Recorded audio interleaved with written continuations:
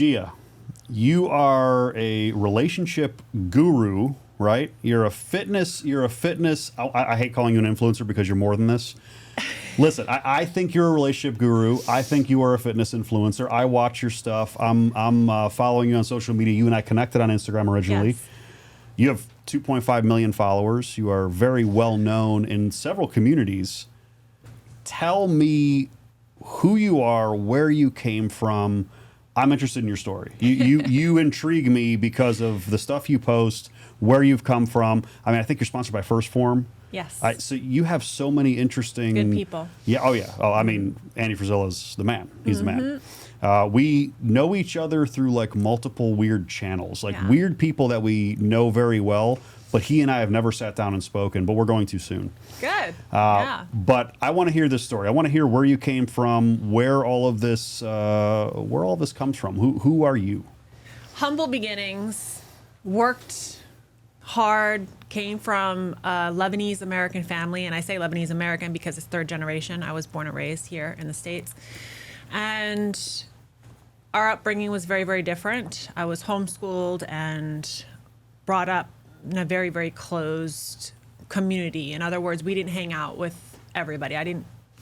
We were only allowed to talk to the people in our church, and it was just, kind of very humble beginnings. And I knew that from the very young age what I wanted to do. I knew that I didn't want to be working for somebody. I knew that I wanted to have my own things, and I knew it was going to take a lot of work. So even before I had my first car, I walked 5 miles up and 5 miles back to my first job. I managed a women's gym is what happened. And from there, I fell in love with everything to do with fitness. Being an owner of the gym, we naturally had to go to the Europia and the Olympia and these type of shows. And I fell in love with the people on stage. So I said, I'm going to do that one day. And I went ahead and stood up on stage, and I just fell in love with it. And anybody who competes knows you either love it or hate it. Sure. It definitely takes a certain personality, drive, ambition to do those kind of shows. So from there on, I knew, okay, you know what? This is what I like. This is what I love. What can I do that can be more of help to other people, right? And from there, I started to get involved with working different companies, coaching with fitness, and then me being married well over 20 years as well. I got married very young, and I got married young. You do stupid things, you do dumb things, but one of the smart things that I did was be with the same man for over 20 years, And you don't look old enough to be married for 20 years, so that's you're doing something right with the fitness and the anti-aging, and you're doing Eating something right. Yeah, I know you talk a lot about what's happening in our healthcare in America, and we see what's happening with the government, and just everything is a scam these days. Everything is a pyramid scam to basically get you on a hamster wheel. And if you can see it and you can see the trends, you can stay ahead and clear of it. And one of the big things I try to tell people is stay on top of your health. Watch what goes in your mouth. Be mindful of what you do every day.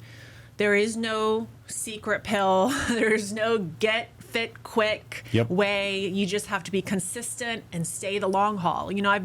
I've been made fun of. I've been called every name in the book. I've been, doubted on every venture I've ever done. And guess what? You win in the long haul. 99% of the game is just staying consistent, because they can talk, they can say you're going to fail, they can say, oh, whatever. But guess what? 10 years later, 20 years later, then what are they going to say? Yep. They got to find something new. So where did the relationship stuff come from? Obviously, you've been married for 20 years, and you have a lot of knowledge, and you have a lot of insight of how to keep a healthy marriage going. And I'm sure it wasn't always easy. No. I'm sure there was ups and downs, and there's peaks and valleys in every relationship. The divorce rate in this country, obviously, I don't know if you heard recently, it's actually, divorce rate's going down, and the marriage rate's potentially going up. Well, you have to think about it like this. Less and less people are getting married. Sure. So obviously it's going to go down. What was the incentive to get married 50 years ago is no longer, okay? Explain that real quick. from your perspective? Our decline of marriage has gone down since 1965. Okay, a lot of people want to say, "Oh, it just happened." Oh, in the past few. No, it's been happening because we've added birth control, we've added women in the workforce. The incentive to find a team member or a teammate or somebody to help you out, those incentives have gone away. Well, that's what they say, right? Because they're seeing it from a very tangible way. They're seeing it from a transactional way, right? They're not seeing it as a friendship, somebody that you're going to share your life with, somebody that you're going to experience things with. Do you think that's both in the male and the female perspective? Both sides. Okay. They're seeing it in, I don't need a man anymore to pay my bills. And I don't need a woman anymore to supply sex and clean for my house, right? So they're looking at it from a very transactional way. Okay. And when you see it from that standpoint, sure, there's no need to get married. But when you see it, and I think we will get back down to the basics eventually. Okay. We have to see what matters in our world today. We're going to get to the point where we are going to need help. We are going to need that person who's there for us regardless of what we have. Sure. And I think that age humbles you. Mortality makes you go, you know what? We're not superhuman. We're human. We fail. We fall. We need somebody there for us. You know, we need to be able to talk and open up and be honest with somebody and not have to worry about, oh, are they going to be there for their benefit or for a benefit that we're going to grow together? Sure. So yes, I don't know if that answered your question. It did. Yeah. So I mean, I guess so I have a couple different thoughts that came to mind when you were bringing this up. So for men and women, obviously, men and women look for different things in relationships, right? When we look at it being transactional, you know, what is a man looking for? Well, a man obviously would like a healthy sexual relationship. I think women do too. So there's both sides of that. Does a man want the home taken care of? Does he want his food prepared? You know, is the man traditionally going to work, bring home the money, and the woman is traditionally taking care of the home and the family? I feel like some of that is not necessarily transactional, but more societal, where we have these expectations, right? Do you think there's anything wrong with the expectation from the masculine to want these things, and then from the feminine to want the support, the financial burden taken off of them, you know, the provide and protect? Do you think that those are? I don't think that there's anything wrong Okay. wanting to have a man to protect and provide and having a woman to raise a family. I just think that we're in a place right now where men aren't really wanting that anymore because they're seeing that women change after having children. And it becomes, they're incentivized to take what they have worked hard for. So if it's kind of like, look at it like a child. A child is incentivized to act up. He's going to act up. And that's what's happening to women today. They're literally being rewarded for bad behavior. So you cannot, and I don't blame men for not getting married. And I actually hope that more women and men don't get married. And the reason why is because we need more people seeing it from a serious side. We need people taking a look at what they're doing and not just acting because it's expected of me and my family wants me to. No, stop looking at it from that standpoint. I did that actually. So I was in my mid to late 20s, 27 years old, and the girl that I was dating for a very long time, I know she was 13 years old. She would not mind me telling this story. I'm still friends with her today, by the way. Amazing person. We were amazing friends. We had a lot of other problems. There wasn't much sexual compatibility, the passion and all that stuff, but we were great friends. We dated for, 5, 7 years, 5, 6, 7 years, somewhere in there. And then we kind of looked at each other one day and I'm like, I guess we should probably get married, right? You know, like 9 months later, we're filing for divorce. And I mean, like, it wasn't like something that when we went to the courthouse, we both signed the papers. We were in Florida. I was in Florida at this point. I think she moved back to Ohio at that point. And we went to the courthouse in Ohio. We both signed the papers. We're officially divorced. And we looked at each other and we're like, I don't know, you want to go have coffee, I guess? You know what I mean? And the friendship didn't really end. You know, and we both, in hindsight, years later, we were like, man, we should have never done that. We should have never got married out of this obligation. We were society kind of told us that, you know? So I was there. I've been there and done that, you know, where I'm thinking that that's the right thing to do. But, you know, I have several friends that have been through divorces, and they're a little bit older, a little bit more successful, things like that. The divorce system destroys men. I mean, the court system in the U.S. specifically, it is very, very punishing to men. What's your thought on how that works? You can't have commitment without accountability. Without accountability to commitment, it's meaningless. So I do believe that there needs to be an accountability factor for every commitment that you make in life, regardless of what it is. Which there are pretty much every single time. And though I believe the government should stay out of marriage, what is going to hold a woman accountable if she doesn't believe in a higher power than herself? Most people do not believe God exists. They do you think most? I think most people believe. And what's worse is religion is enabling bad behavior as well. So now what we have is people turning away more and more from religion itself because they're seeing bad examples within the churches themselves. And people who have standards and have qualities are actually being turned away from church when they have a divorce or they have something happening in their relationship. And the church will say, well, because we don't believe in divorce, but they're not taking into an account of that women are being incentivized to do this. And here's another thing that goes into this. Women are enabling men and men are enabling women. Men will turn to a woman and tell her, I don't want you to work. I am going to take care of you like a princess. So what you do is you draw the eyes of opportunistic women and you make them believe that they don't have to provide. Guess what? There are other ways to provide. A woman needs to provide a home. She needs to provide meals. She needs to take care of the children.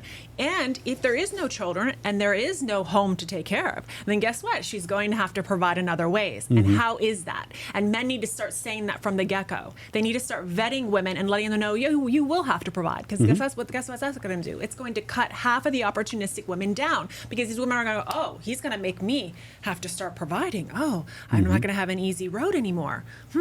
Maybe this is not the guy for me. I have a feeling feminists hate you. Yes, they do. I don't know if it's. I don't know if it's really feminists that hate me. I think it's just like people that are just very used to the brainwashing and the delusion that they have been raised with. Maybe third and fourth wave feminists. Let me say that specifically, late wave feminists. I've been called misogynistic and feminist all in the same paragraph, which I think I kind of laugh because I'm like, well, at least I'm balanced, you know. But how can you be called misogynistic? It's the same. It's completely contradictory. But how? I want to know, like, so what? Because you don't automatically agree with their narrative because you happen to have a vagina? I don't understand. I don't understand draw accountability to females. And when you draw accountability to women, you are automatically labeled a misogynist. Because I understand them labeling me a misogynist. I'm the opposite sex. I understand. If I say something against the narrative, I see. How can you be labeled it? You know, or do they think like you got brainwashed by the patriarchy? I love that word, by the way. It's anybody who draws accountability to women. We live in a society that panders to women. Okay. Do you think that we live in a society, and there's an argument out there right now. I love it. Actually, one of my favorite people to talk about this stuff, and he is very controversial. He might be named Andrew. I'm not going to say his last name for several reasons. You know, listen, whether you like him or not, some of the stuff he says is pretty accurate. Well, you know, I actually like him, and I actually agree with a lot of the stuff that he says, and we follow each other. And he's commented on a few things. I think there's a lot of truth in what he says, and people like to take your past mistakes, sure, and they like to use that as an attack, right? We all make mistakes. We've all done stupid things. It's what you're doing going forward. Yeah, who's perfect right now in the world? You know, who's perfect anywhere? There's a lot of glass houses throwing stones out there, and you know, one of the things that he has said recently, and I've heard this, and it may have been old. I don't know. You never know with his videos. Very hard to keep track because they recycle old stuff all the time, and the media puts it out all the time. And he talks about the West, America specifically, not being a patriarchy, which so many feminists and everybody says, but being a matriarchy. Yeah, right. Where women actually hold more power than men at this point. Yeah, so what's your thought process on that? What do you think? He's right. I said it I'm going to quote him right now. Mm-hmm. Rome has fallen. That's where we are right now in society. And I don't think that if we change our leader right now, things will change because of the damage that's been done. Sure. So even if we change our leaders, it's going to take them so long that they're not going to have the chance because of the consistency that's needed. Well, the United States has been around for, it's going close to 240 years, maybe somewhere around there. Mm-hmm. I think we're rounding up to that 250 year mark of the existence of the United States. Mm-hmm. And if you look at historical data, which we both know nobody looks at because nobody even learns history anymore, most of the dynasty empires, whatever you want to call them, most of the societies that have ruled the world or ruled the known world have fallen around 250 years. We're almost there. That's a scary concept. Yeah. And, you know, with everything that's been happening with the societal changes, with, and, you know, we could argue politics all day. Who's better, the left or the right? Who's better, Biden or Trump? At this point, there's a societal cancer among us. Yeah. And it has nothing to do with a political party or anything. Yeah. Both have been wrong on several things. Both have been right on some things. I think for the most part, the way that this country has been on its downfall is how we have completely eliminated God, completely eliminated accountability, and we've become a society that is basically run by corporations and profitability. Right. It's the division. There's power in division right now. There's no unity, and that goes across the board for everything. You know, I've never really been a person who brought up politics or religion, especially in my work and how long I've been in the industry. But there comes a point where it's not even about that anymore. It's about good versus bad, evil versus good. It's really, you have to draw the line in the sand, because otherwise, if not, you will not stand for anything. You know, the problem that I have with that drawing of the line between good and evil is that I see things that are clearly and obviously evil to me. Mm-hmm. And I still see people defending it. And I'm like, where are they drawing the line between good and evil? Or are they just so... They're rationalizing. Or are they so ideologically brainwashed, right? That they're saying like, no, this is good, you know? They're rationalizing because in order to change the trajectory of our path right now, you would have to simplify and do without, and your lifestyle would have to change. And a lot of people don't want to change their lifestyle. They want the comfortable things. So they're rationalizing what's worse, and when they're all worse, they're all bad decisions. The only way to go forward is really to simplify and do without. Do you think that it starts with the conversation of relationships between couples and getting back to an idea of more of a traditional mindset? Because I feel like everything starts at home. I feel like everything, when it comes to movements, when it comes to how people behave, I feel like when the home starts to get weird, wonky, divided, whatever, right?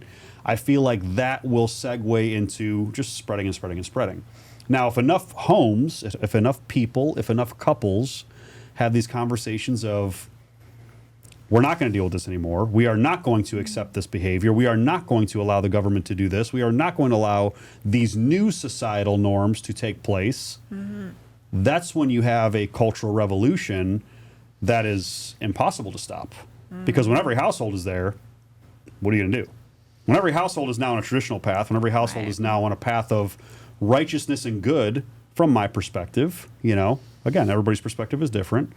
But if that happens, that's how a cultural revolution happens, and that's how you can stop it. But without that, no political party is going to help. No president's going to help. No law is going to help.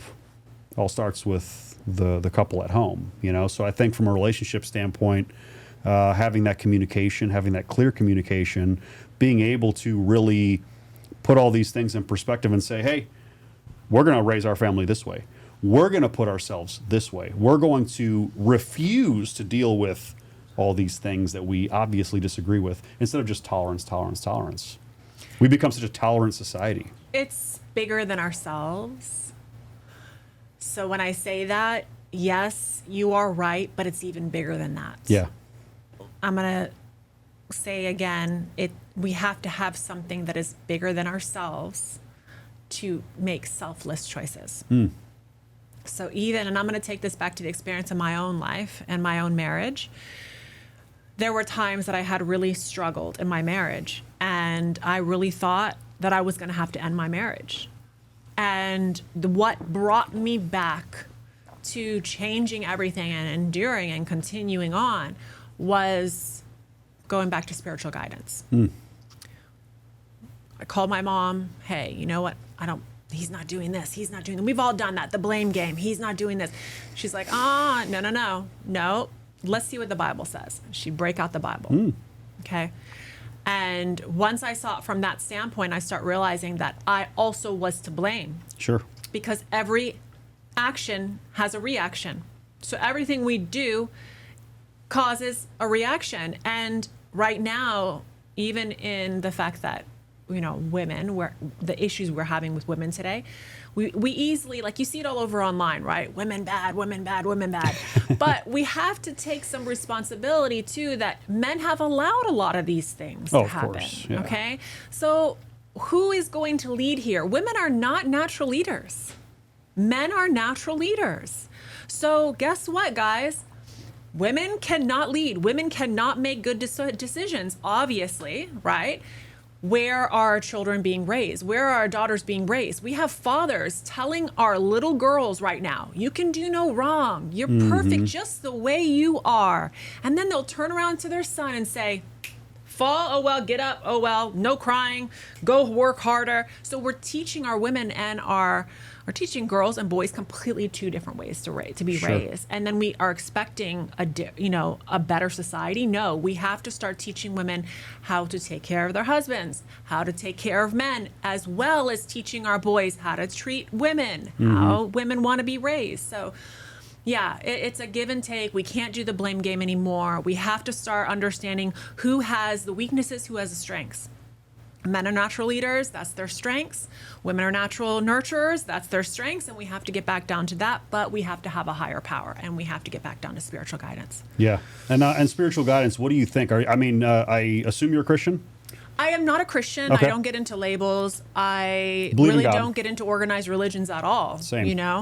But I will say that I read the Bible, and it's something that's a big thing for me to study on, and just you have to kind of be able to read between the lines, right? Yep. And know who's doing things for their benefit.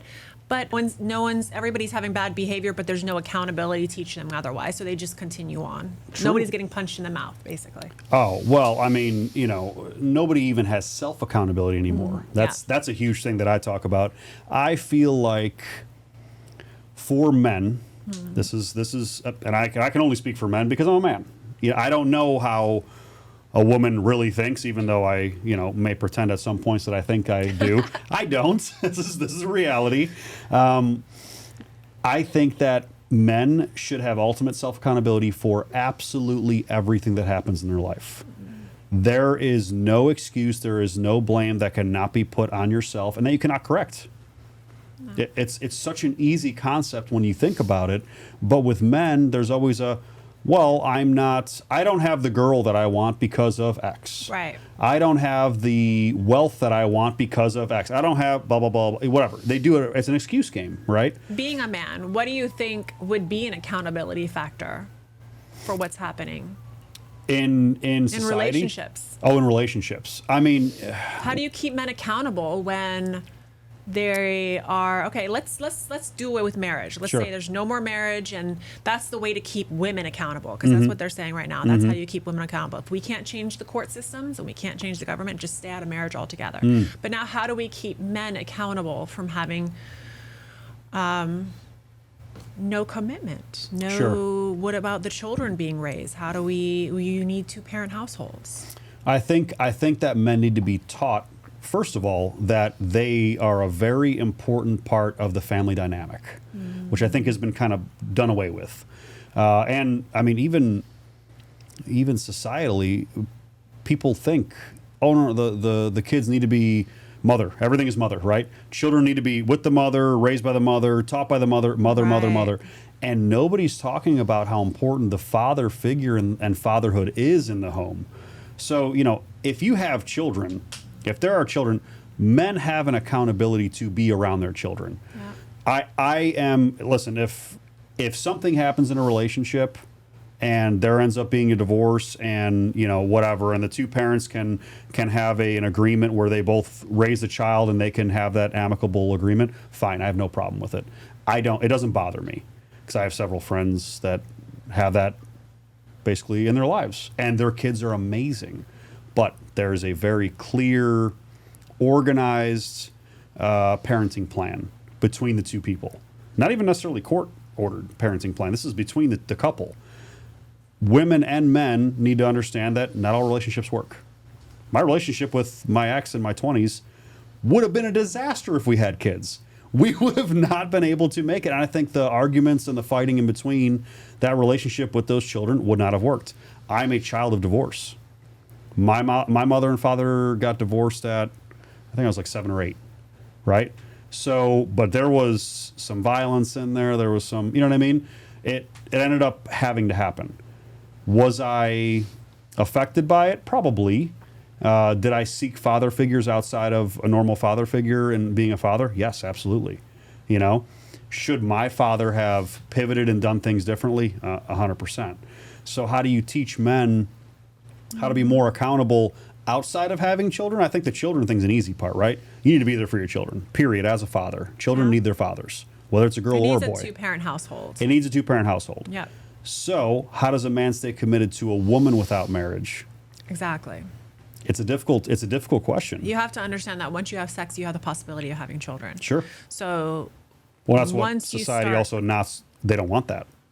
Birth control Exactly. prevalence is, Exactly. But here's the thing is like once you start having casual sex, it changes your whole perception of your world. It even makes you view the opposite sex in a different way.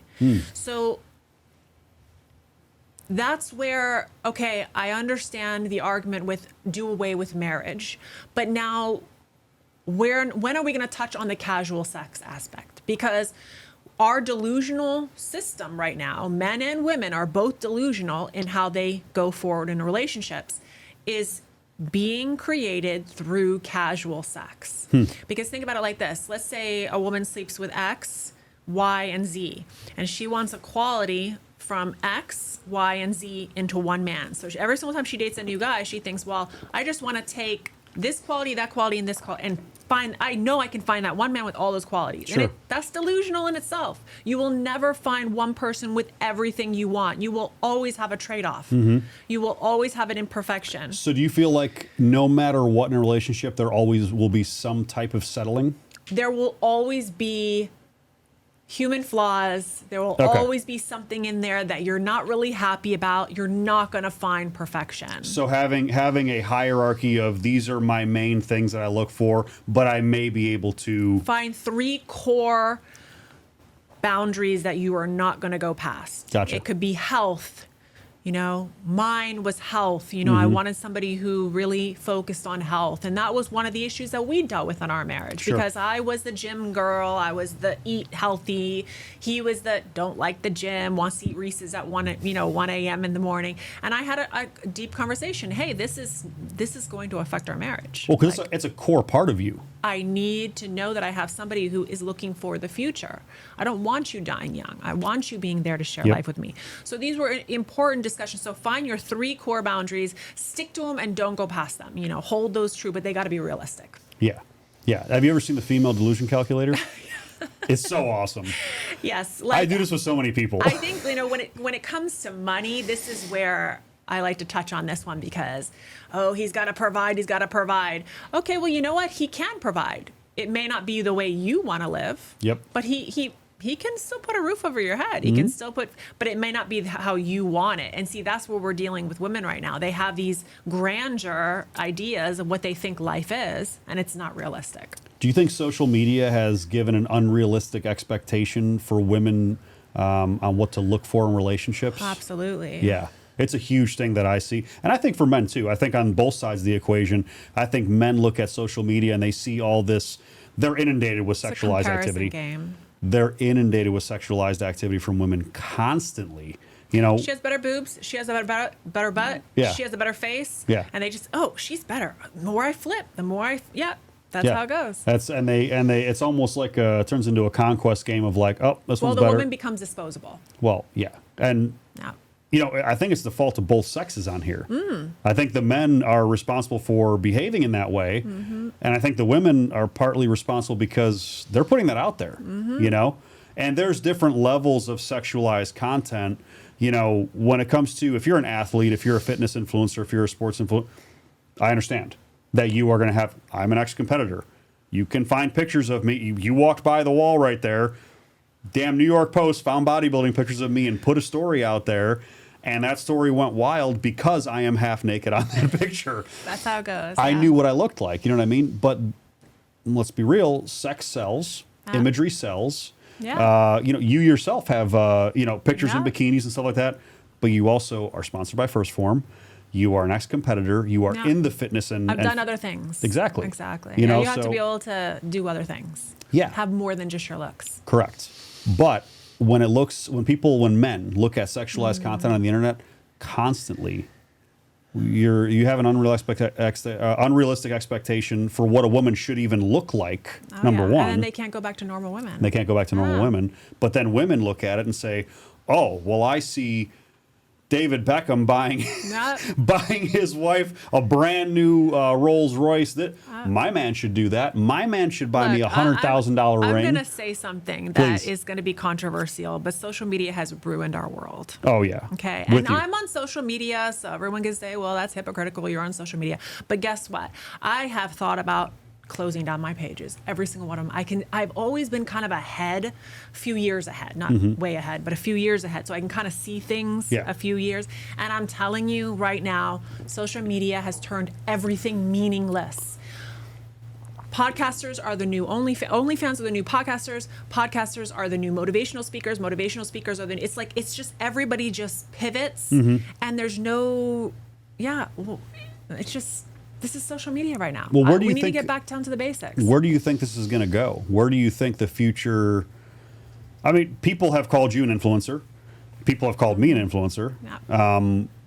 People call us these things, but you know, when you look at how everybody looks at social media and everybody uses social media and everybody wants to be on social media, what do you think this is going to do to the future generations? And what would happen right now to most of these people if right now all social media what if the internet just was destroyed? What if we had that solar flare scenario and the internet's like gone? an EMP or something? Yeah. Hey, if an EMP comes, forget it. Like everyone's gonna die. Most people would be dead within a couple weeks. Yeah. Like we know that. I did a podcast with Seth Ferosi on this. It was awesome. Yeah, that's like, I actually kind of, as much as I don't want these things to happen, I want them to happen because we need to get back to what's important. Yes. And I think what's going to happen in the future of our social media world is AI and our digital technology is going to get stronger than personal. Well, it's already stronger than personal connection, but it's going to get to the point where we already are like an Amazon experience where you really can't tell quality or value. Sure. It's just like a back page. Everyone's like a Craigslist or something, right? Yeah. How do you know what's genuine? How do you know it's real? So I just think that that's what's going to happen. We're just going to, social media is going to be the majority. You see it right now. You see our bullies are like, think about high school, right? In high school, the bullies actually were the uncool kids who bullied on the cool, smart kids, right? Social media makes bullies cool. Think about who's becoming famous right now. Who is society and media putting on pedestals? The biggest trolls, the biggest bullies. They're the ones throwing money at it. They're getting on pedestals, but they're the biggest jerks. They're scamming people. There's a lot of scammers out there. They're the ones that you see everywhere. They're on every stage because they're scamming people. We got to get back. I think people will start seeing it in a few years, and we just got to, I'm only on there to help people. I'm on there to coach people. I don't even care about a penny that I make anymore. Sure. I'm not there for money. Yeah. And that's it. That's why I'm there. I don't stress over it. I don't make it overwhelming, but that's where we're headed there. Enjoy the decline. Yeah. Yeah, I mean, I really, I'm with you. Do I want the internet and do I want social media to be decimated and destroyed? For a selfish reason, yes, because I'm like, I would love for all this to not exist. Yeah. I would love for us to go back to, you want to know what my dream is? I'll give you my dream. My dream is to have a self-sustaining, off-grid home with a farm, with cattle, with chickens, a shitload of firearms because I love guns. I know your husband loves guns too. Yeah, I'm an ex-police officer, so I have a thing with guns. What's funny is I never shot a gun before I went to police academy. Oh, okay. In my life. I was going to say, you never shot a gun. What? No, in my life, I never shot a gun until I went to police academy. So my first gun that I ever shot was, I was 21, 22 years old. And I was in police academy. It was the first pistol I ever shot. It was a revolver, by the way. I aged myself a little bit. They're still carrying revolvers up in Cleveland Heights, up in Ohio. I know. So, that's my dream, is to have a family on that, completely off grid and living self-sustained. That's a little hard to do if you don't make any money and you're just trying to live off grid like that, because you have to have a way to bring in the revenue. So a lot of guys you don't that even, do it, you don't even own your own. Go back and forth. Well, you don't even own your own house. You're renting it from the government. You have, you have to pay taxes and all that stuff. So, but that's my dream, is to be completely off grid like that. Self-sufficient. Unfortunately, it's something that's, maybe I could do it if I become very, very independently wealthy. Could I probably do it now with the amount of money that I have and make in my businesses? And could I potentially do it? Yes. Am I ready to do it right now? No. But that simplicity, I think people are really starting to gear towards that. I think people are, people that are paying attention are really looking for that more simple Everybody life. wants it, but actually most people are not really ready to live that way. It's not easy. It's a Exactly. hard working. They glamorize it in the media. They make it seem like, now all these accounts are coming out with these women who stay home and bake. Yeah. It's all a fantasy. It's not for real. Most of these women, you talk to them, they'd be like, hell no. If it's an hour away from sushi, I'm not going. Yeah, I mean, it's just the truth. I mean, you see these off-grid living situations, and they're few and far between. Let's be honest. Like, most women could not do that. No. And in reality, most people don't even have access to do that. They live in cities. They live in large metro areas. Where can you really find property like that that's in that metro area around your friends? And me and my husband, we took off and we traveled different places that we were thinking about buying land. Sure. And one of the places was Costa Rica. And we met a couple there that left everything they had, did not have a backup plan, sold everything they had in the States and took off down there. Wow. And built their own house from scratch, from the ground up. I mean, she has every broken bone you possibly think of because she's fallen off of the trusses and stuff. Oh my gosh. Trying to do it, but they survived and they're still doing it. So it can be done. Yeah, I mean, you're going to work. Oh yeah. You're going to work. Both sides, men and women, are going to work. You're going to have to suffer for it. I'm huge on suffering for success. I'm huge on it. But I think what it comes down to is not having a backup plan. Like, you got to be like, this is it. This is my plan A, and I'm not deviating. And I think that's why marriage is going down south, because burn the boats aspect. I have a plan A, but I also have a plan B. You can't be fully committed to plan A if you're already thinking about plan B, and divorce is a plan B. Yeah. Well, burn the boats. That's the saying. I love the idea of burn the boats. And when you're in that position, you almost always succeed. I don't know if people even realize that. Like, anybody listening, if you're ever in a situation where you are backed into a corner and if you fail, you're 100% screwed. Yeah. Like, you had to burn the boats to get there. There's no going back. Right. Now, people don't understand the concept of burning the boats. It's a military story where, for him to basically overtake this island, a fortress. Forgive me, I don't remember which battle it was, but this is ancient history, right? So he brought his people over. He actually used most of the boats to make a bridge to get his troops over there, and then the bridge was then dismantled to make, I believe, trebuchet. Or whatever other material they had to scale those walls. But there was no going back. You're on this island now where you have to overtake this castle and kill this army. So guess what? They did it. So men act out of necessity.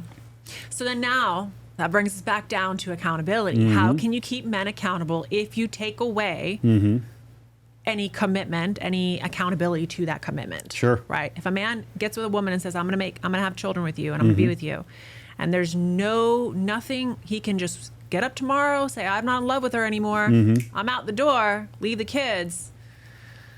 He still has a plan B. Yeah. Yeah. So there has to be some sort of accountability. And the only one that we found so far is a financial legal accountability, because basically marriage has been, or God has been taken out of marriage, you know? Yeah. It's an interesting concept. I want to segue to some of these questions that we both got on social media. I know we have some on our phones. Yeah.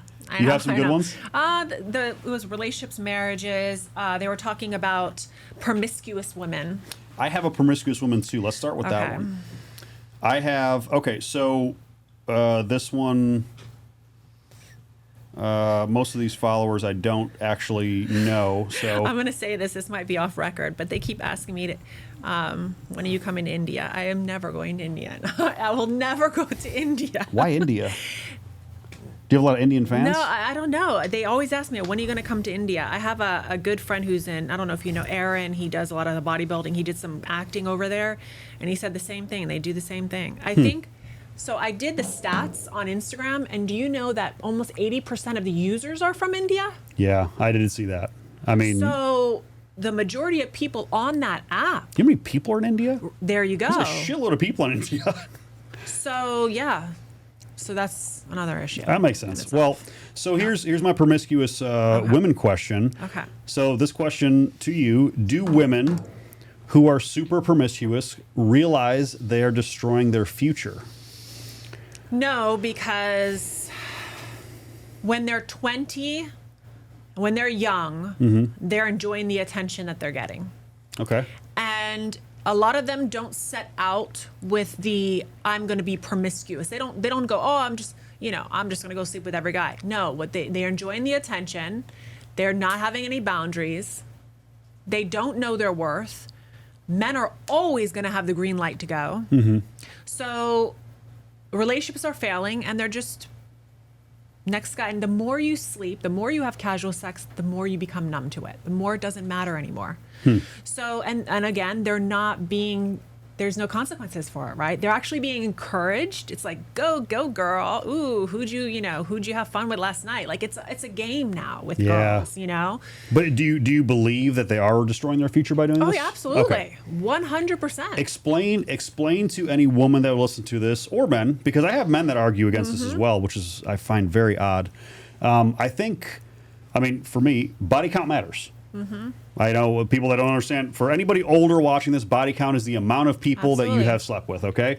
So there's arguments from men. They're like, no, everybody has a past. And I'm like, I get the everybody has a past thing, but your past does follow you, and your past does have repercussions and consequences. So let's get into that.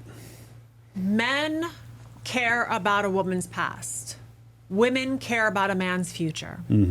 Every single time a woman sleeps with a man, she is unable to bond the same way she did with the first man. She becomes more and more numb, as I mentioned. It becomes a natural thing. He's gone. The first time she loses the first man, she's crying. She's depressed for weeks. She can't forget him. He was my first. Good point. Over and over and over. Then the next guy comes in, okay? Maybe that doesn't work out. She cried for a year, 2 years. Then the next guy comes. She cries a little less. She cries a little less. She becomes less and less attached and breaks those attachments off. That is why it's so important when a man gets with a woman to know her past, because the more she has gotten used to treating men and detaching her emotions, she becomes less and less emotionally attached with every relationship. So become numb to the emotional attachment of sexuality. Yep. Do you think pair bonding is a real thing? It is. Pair bonding can go to a lot of different things. You know, like I've heard feminists argue with me, pair bonding also can, do with food and with exercise, and like they'll pull in all the other facts, right? But it is a thing. It's dopamine. You're basically every single time you have that experience, it's dopamine, and they're just finding something else to push the dopamine and adrenaline into the next. Yeah, I think the promiscuous women conversation always triggers a lot of people. Yes, because you can't take it back.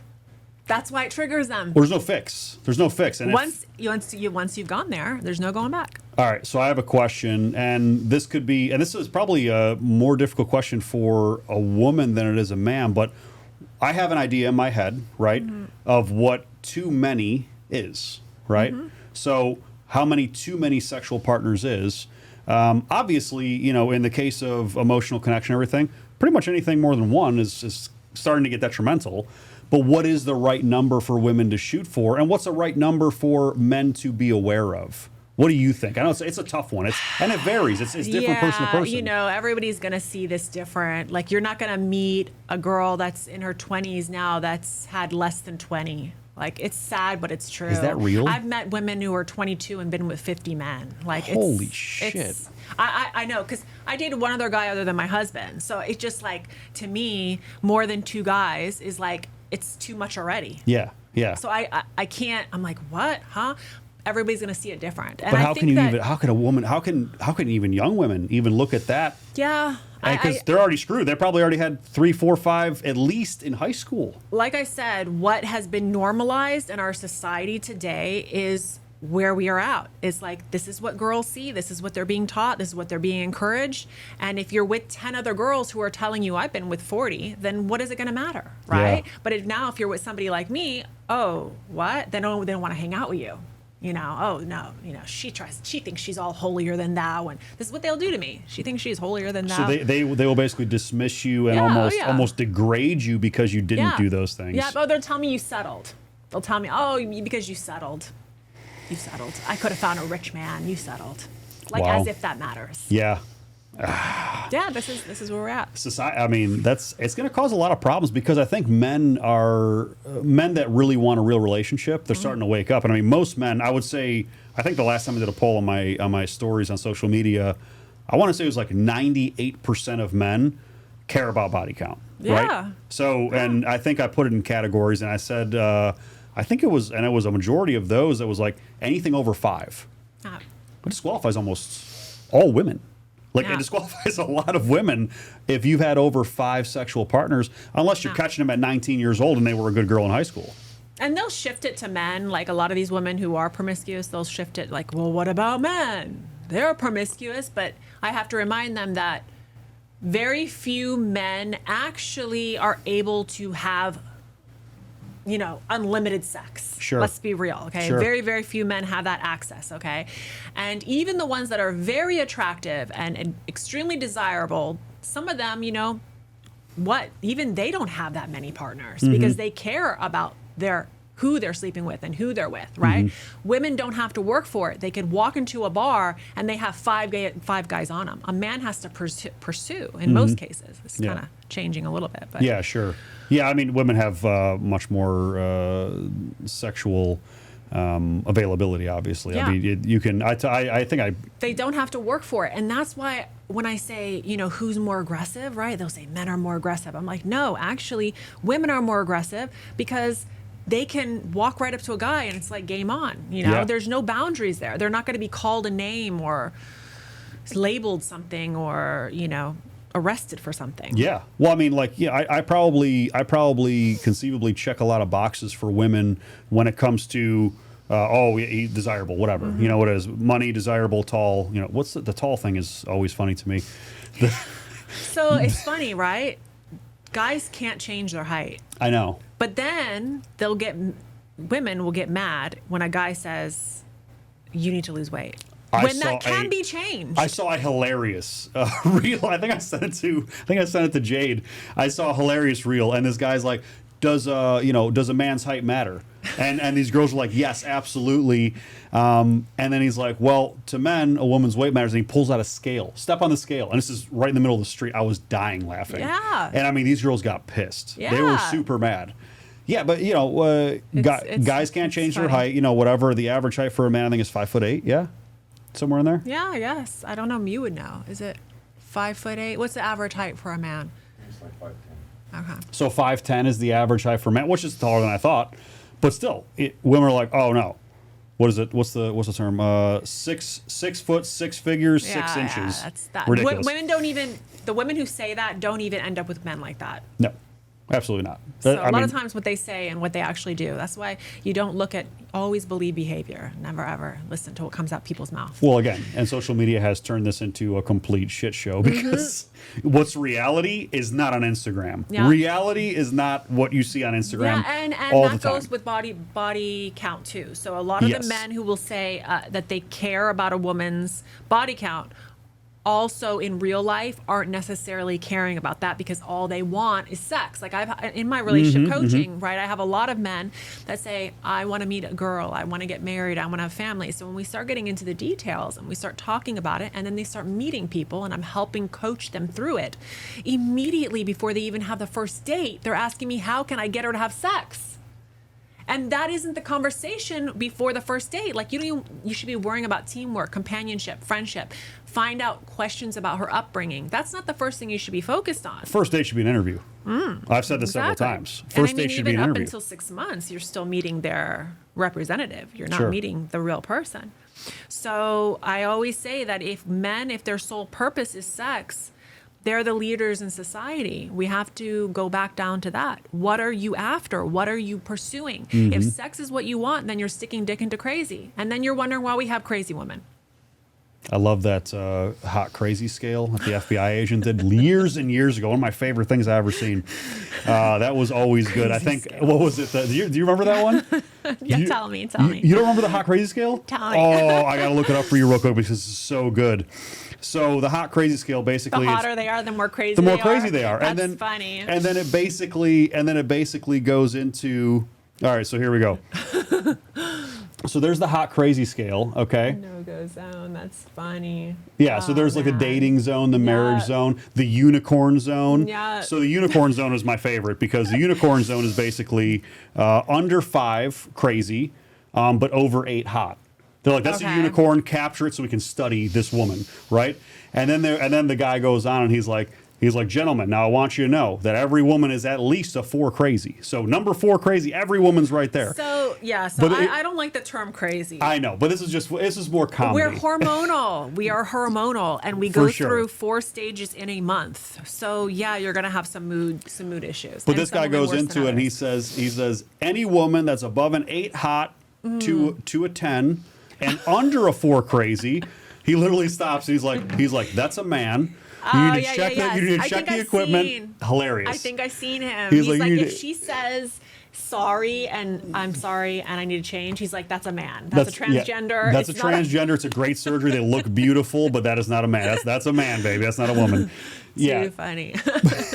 Let's get into the other questions that I have on social media. Or do you want to go to one of yours? No, you go because Okay. everything was what we've kind of gone over. Okay, perfect. So this one is actually from a friend of mine. So up in Ohio, great guy. He says, what is the most fulfilling part about being someone's mentor? And I think he means that from a coaching perspective, a Yes. mentor perspective. And you do Yes. not just fitness coaching, you do relationship coaching and other dynamics. The most fulfilling is having somebody fix their relationship because of the advice you gave and come back and say, my complete relationship is turned like around. And if I hadn't found you, I would be divorced right now. What's the most common thing? Follow-up question on that. What's the most common thing that you see in your relationship coaching? Like what do you see as the most common problem that every relationship comes to? What are they Men giving? enabling women. Explain. From the beginning, they set off on the wrong foundation. Okay. So they start doing more for the woman in the get-go from the beginning than he can sustain long term. Ooh. It can be he always cleans the house when she comes home and he pays for all her trips to go out with her girlfriends. It can be something simple as that, but it's not sustainable long term. It's not something that he's willing to do 10 years from now. Yeah. So at that 10-year mark, she's not saying, thank you, baby. I really appreciate what she's not being attentive. She's out with her girlfriends. She comes home. Why isn't the house clean? We're in the house clean. She got used to that. You got her used to that. Yep. So men don't realize they're enabling the bad behavior from the start because they don't want to lose her, and they have to be willing to walk away. They have to be willing to say, you know what? And if even it means getting a separate Airbnb for a month and being, this is not going to work. Like, we got to get back down to where it is. She's got to know, oh, he's serious here. Okay. If they think he's going to flip-flop and he's not going to hold down, he's not going to put his foot down and make a stand, she's just going to keep pushing. So men are giving an unrealistic expectation of reality from the beginning, and they're prolonging that because it keeps the woman happy. And I've seen it in women, so I don't want to make this seem like it's just men doing it. Okay. I've seen women start in relationships always cleaning the house, always cooking all the meals. You know, he doesn't touch anything, and she does all the diapers, and he doesn't touch anything in the house. And all of a sudden, you know, when she's too tired 10 years later or whatever that is, and she's like, hey, can you help me out? And he's like, well, I don't do that. You allowed it. You didn't address it from the beginning. Do you see a lot of people in relationships wearing a mask in the beginning for the first 6, 12 months, something like that, where, you know what I mean, where they put that mask on and they have their best foot forward? I mean, I've seen it on like, I've seen it first 2 years. Yeah. I don't recommend anybody to get married within the first 2 years. Okay. And that's just because of where we are today and the world that we live and the society we live. Take 2 years to date them, see who they are, learn their family, get to know them, see them in their worst. Yeah. Because the first 6 months, you're seeing them at their best. Yeah. You're not even seeing the real person. They're propping themselves up, obviously. You know, so they prop themselves up. They put themselves in a position where, you know, but for a guy, so from my perspective, again, I can only comment from my perspective. As a guy, when I have dated certain women and I'm seeing this behavior, I'm like, this woman is perfect. She does all these things perfect. She communicates the way I want to communicate. She has the same values and ideals and all these things. And then whether it's a year and a half, whether it's 6 months, sometimes it was 1 month, right? Sometimes it was very quick. But then things start falling apart. Well, and I'm like, what? I'm like, it's not that they're falling apart. Our brains go through chemical reactions similar to heroin.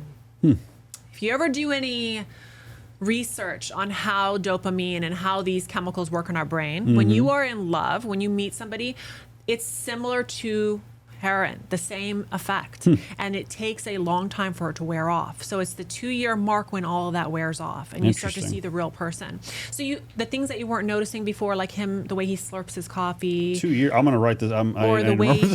Or the way he even opens a door, or he talks to his mom. Certain things like that, which you had never noticed before, all of a sudden you're noticing it at the 2-year mark. Because you just kind of ignore it because you're so in love. You don't even see it. Yeah. You're on a high. You're on a high. Oh. And so, do men have that same reaction? It's both sides. Both of them. Okay. That's why you see people like J-Lo who get married and divorced, married and divorced, married, because they're chasing the dopamine. Is she still with Ben Affleck? Is she still with him? I don't know. But you know, I'm giving it as an example. Yeah. But yeah, that's why people chase the in love feeling Yeah. because it's a drug. It's literally a drug. There's songs and poems. Love is a drug. You know what I mean? That's been a common thing for a long time.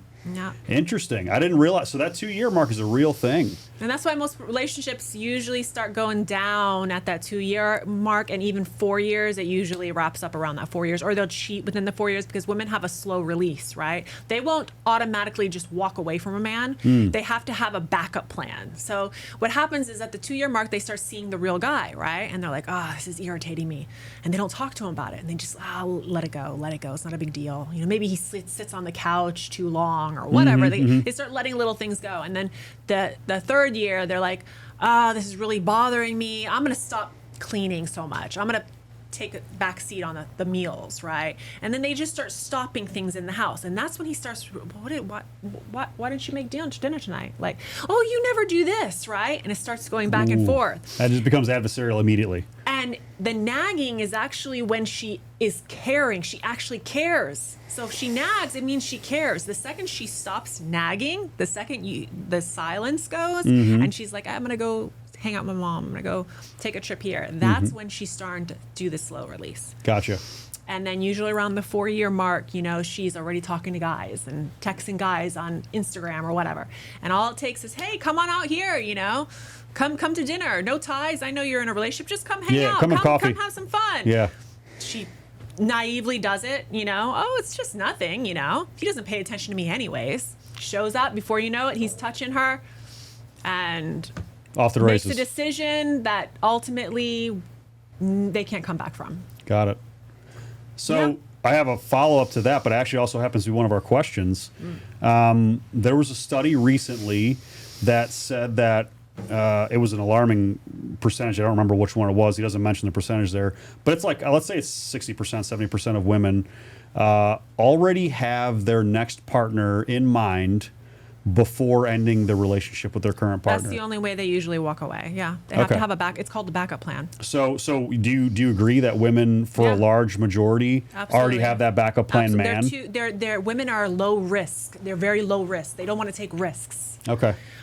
So they won't just up and walk out of a relationship like a man. A man sees something, it's not going well. He might not have a tie with anybody in particular, but he's going to take the risk. I'm not happy. I'm walking out. Got it. It's over. So for women, that backup plan's a real thing. Oh yeah. Okay. Yeah. Well, that answers that one question. Very, very real, unfortunately. Yeah. When it comes to relationships, obviously relationship dynamics are extremely difficult.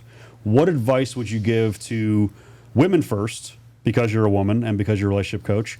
What advice would you give to women that are looking for a serious relationship, like an actual serious relationship, not just a casual dating or, sex or whatever? And then following that up, what should men do that are looking for a serious relationship? How do they get themselves out of both of them really? How do they get themselves out of the recycling dating constantly, like going to the next? How do they find that right person? So for women first. Okay, so to say it really quickly in one sentence, stop with the distractions. Explain. And to go into a longer one, what happens is the dopamine experience of being in love, right? That's why you'll see the guy, like, after he breaks up with somebody, come out to the club, dude, come, let's get get you a beer, we'll get you drunk, we'll get you laid. It's a way to switch from the ending of one dopamine release to another. So it's an easy way to flip into something else. Okay. So women do that, right? Something doesn't work out or they don't have the right, man in their life. So they start doing other things that are conducive for a single lifestyle, okay? Whether it be traveling around the world, hanging out with their girlfriends, whatever it may be, it's conducive for a single lifestyle. So any man who actually was interested in her is like, you know what? No, she's not marriage material. She's not relationship material. She's fun material. Got it. She's not somebody who I can be serious with because look at the way she lives. Mm-hmm. And that happens with guys too. He's out every weekend with his guys, getting shit-faced drunk, with taking pictures with a bunch of blondes or whatever next to him, and a girl that might have been interested in him, that she had a good conversation with him, all of a sudden says, he's not serious. Yeah, he's a playboy, whatever. So yeah. they just keep the same cycle over and over and over. So for women that are seeking a very meaningful relationship, obviously cutting out distractions, what should they look for in the man, or what should they do to qualify that man? This is where it gets kind of complicated because we live in a society that doesn't reward good women. If you're a good woman and you stay home and you cook and you dress decent and you don't take pictures on social media, your phone is dead. You have no opportunities. There's nothing. You're not going to meet anybody. Right? So women, how do they meet people today? How do they meet? So they're going online, they're putting pictures, they're having their DMs flooded, but it's a bunch of men that don't actually see them as anything serious. So I always suggest to women, hey, you know what? There's a balance, okay? If you're going to be on social media, have a purpose to be on there. Don't just be posting modeling shots. Like, have a purpose for being there. Do something that's helpful, something that's going to help you 10 years from now. Don't see it in a short-term thing. Sure. See it in a long-term thing. So let's say you are taking pictures and you're putting yourself up there. Have some helpful tips about your life, your experience. But do have your boundaries, do have your values, keep working on yourself. As you said in one of your podcast clips, you said it's never a waste of money to improve on yourself, into investing in yourself, whether it be courses, classes, find ways to invest into your life. And then go out and meet people, but hold true to those boundaries. Got it. And if somebody pushes you past those boundaries, they're not in your best interest. They're not there for you. And now what about men? What are men needing to do? Just same exact thing. Okay. It's exactly the same recipe. If you're going to be on social media, believe it or not, dating apps are not really the best way to meet women. So I try to tell men that a good-looking girl that really has, her shit together isn't going to be on a dating app. yeah. Instagram, That's a possibility. Yeah. There are a lot of women on Instagram, and believe it or not, Instagram is a dating app, right? It is. So if you curate your feed properly and you know what to do and you know how to have conversations in a tactful way and a very strategic way, right? You don't want to just be commenting on a girl's posts because she's getting 200 other guys doing that. Sure. You want to make conversations with her. You can meet women that way. But again, hold true to your boundaries and don't go past those boundaries. Don't meet somebody or go on a date with somebody in the pursuit of sex. Go there as looking for companionship. Find out what she wants in her life. Ask where she wants to be 10 years from now or 5 years from now. Because a lot of these girls, you know, they'll tell you, well, yeah, I want marriage, but down the road, right now, I just want to live my life and I want to have opportunities and I want to keep doors open. I Not can't somebody- believe how many girls I hear that Yeah. coming from so many girls. And they're looking at it like I'm young, I'm 20, but they don't realize to have a family, you have to start that young. You have to, I mean, you're considered a geriatric pregnancy after Yeah. 34, 35. But the world tells you can get away. The world tells you can have kids when you're in your 40s. Yeah. Well, I mean, you know? with massive medical intervention, you can, you know. And then you got plastic surgery telling women they can look beautiful into their 50s and 60s. So you got all this, it's lies. It's all lies. And it's unsustainable. It's unsustainable. Yeah, it really is. And people think that it's sustainable because social media tells them it is. Media tells them it is, everything. You have your platform and programs for your coaching, for everything. I looked at your website. We were scouring everything. And believe it or not, one of the questions from somebody was about your fan club. Yeah. What is your fan club subscriber for? Because I think it's a monthly fee. Yeah. Yeah. Okay. Perfect. So let's and get this is into not it. this is not a OnlyFans fan club. Yes. Like some OnlyFans Yes. things. Yeah, so let's talk about that because there's a Okay. very binary mindset on social media. Every single time a girl has modeling shots, she's automatically put into the OnlyFans category, Sure. right?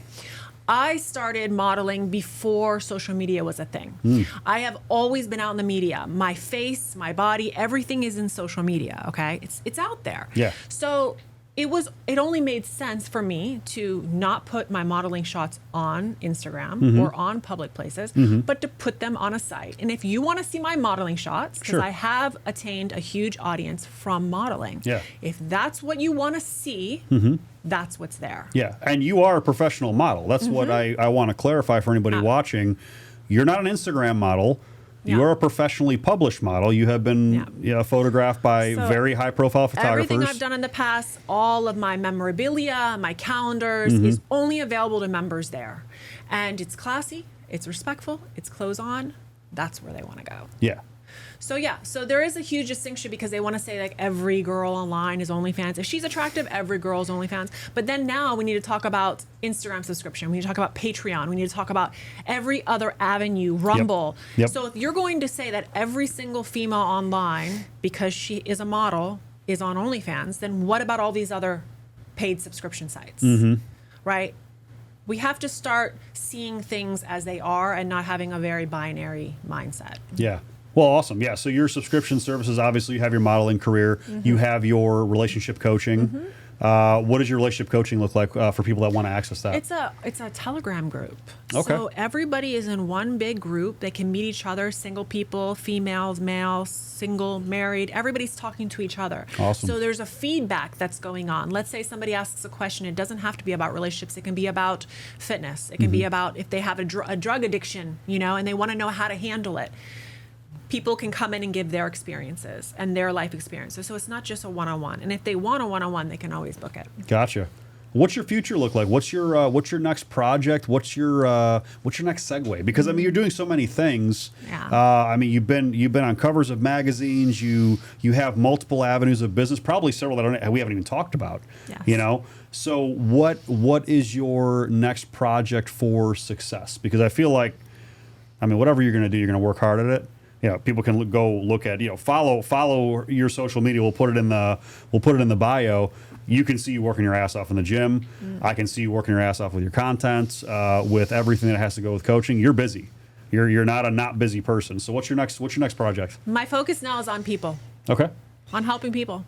That's it. So That's it. general, you want to help people. I am just online to not only tell my own experiences, but help other people get out of similar experiences, and also the people that I've helped get out of their situation, help others with the same story. That's really why I'm online now. Yeah. Everything that I do revenue-wise doesn't come from social media. Same here. And people probably don't believe you. No, they don't. Yeah, they same you know, here. oh, you got rich off. You can't get rich off modeling. Come on, people. Like, Yeah. I mean, unless be you're a real top here. Victoria's Secret model, There's it's a not going to lot. happen. Yeah, there's a lot of people that don't walk in your shoes, and they think that they have the right to judge. But yeah. Yeah, I mean, I hear it all the time. Like, oh, this guy's trying to sell something on social media. I'm like, not only do I'm not trying to sell you anything, I'm just trying to give you information. No. I'm not even monetized. They won't monetize me because of the things I talk about. I think I get a new strike every day on Instagram because, you know, and it's your monetization, your account is this. I'm Yeah. like, okay, well, let's hope it Yeah. doesn't delete it. But I think Yeah. once they became actually verified, I think that kind of staves off most of that. Well, you're going to do very well because of that. And so going back to what we talked about, like where our future is headed, people who are genuine and say it like it is, I think they will continue just fine on social media. You're gonna get the right audience. Well, people see through the bullshit now. Yeah, They do. yeah. They're done with it. Yeah. They truly are. You know, especially That after has shifted. especially after everything that happened through the pandemic and everything, how much fake media there was, and then how many fake influencers and then how many fake coaches and all the. My favorite is don't get me started. If I start telling you about how the industry has changed, or if I start bringing up like how brands are now, yeah. where we are, I could give you a huge insight on that, but it's a whole different day. And I mean, you know what? Maybe we should have a follow-up podcast, or maybe we'll do a live. Maybe we'll do a live on Instagram. Oh, you know, I thought about doing that. I said that I was going to do that too. Over, Yeah. because they're inundated with the same type of ideas, but it's from bullshit people Yeah. that haven't actually done anything. Yeah. You know, the coaches that Like are I told you, the trolling. It's the trolls are the celebrities right now. yeah, the Aiden Rosses and With today. yeah. Well, we're never going to be able to go back in time to how it was 100% without intermingling some of the modern, right? Some of the modernity of what's happened in society with technology and everything like that. But there are some values that have completely went to the wayside with technology and with accessibility and with how society has now been pushed. Yeah, but humans go to extremes. course. They don't have the ability to stay balanced. We're extreme animals. Exactly. So every single time I see people online, especially some of the ones that you know right now that are doing very well on social media, they're switching the extreme. So at one point it was against men, now it's against women. It's like, when are we ever going to show the two sides? I talk about this a lot. Men always say, women don't know what they want. And I'm always like, no, women don't know what they need.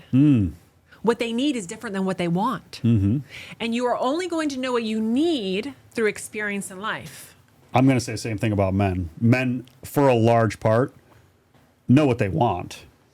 We almost definitely don't know what we need because it takes experience. well, So- it's a very different woman. Well, look at it like this. A man who's been through a divorce chooses better the next time around. Why is it? Because he starts to realize that sometimes what he wanted wasn't what he needed. You know, I mean, people ask me, I get this comment sometimes on my social media, like, who makes you an authority on relationships to even be able to talk about them? they do I'm that. like, I fucked them up. Yeah. So, They you know, do that to me. They're like, what degree do you have to specialize? You don't need a degree for this. Yeah. Experience trumps any book. well, it's funny because from your side of experience, you know, you have a very successful relationship and you have made a relationship last. From my side of the experience, I have been through several that I've screwed up personally, that they've screwed up with me, and I've learned so much through that I'm like, hey man, you only learn through failure a lot of times. You happen to learn through success, which God bless you guys. It's amazing. Well, no, you know?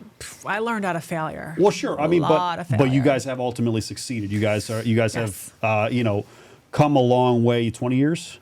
Yeah, Is well, it- over 20 years. Over 20 years. So over 20 years marriage. Maybe before 21. Yeah. I don't know if you saw the post. I did. It was We were beautiful. just kids. I love the picture of you Yeah, two. I look at it and I'm like, well, we have baby faces. So, you know, you've had almost a 25-year, you know, quarter century marriage that you are an authority on what works. Yeah. You know, I happen to be an authority on what not works. There's this gentleman that I follow, and he got divorce raped. He really, really bad. And what he does is he finds out what didn't work and he avoids those going forward. Sure. And that's really what it is. It's just going through failures trying again. Don't let fear dictate your decisions, but don't make the same mistakes. I want to end it off right there because that was a perfect ending. Thank you so much for coming on the podcast. Yeah, thank you. I had no idea this even existed. You have like a great setup here. Thank you so much. Yeah, thank you for coming to the studio. And And thank you, the team, everybody, and for your husband coming in and contributing to this. I am really appreciative. I love your page. I love your platform. I share your Same stuff all here. the time. I think there's a lot of, synergy with both of us. And I think from your female perspective, my male perspective, and the way that we kind of look at how people need to really further this relationship dynamic to make it more positive. We need unity. I think this unity really can happen. I think we can be voices for it. We need to know that we both have strengths and weaknesses, and Yeah. one offsets the other. So. Amazing. Thank you so much for coming on.